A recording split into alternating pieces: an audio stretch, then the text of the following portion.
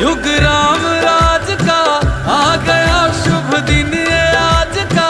आ गया हुई जीत सनातन धर्म की, घर घर भगवा लहरा गया। जागा है अवध का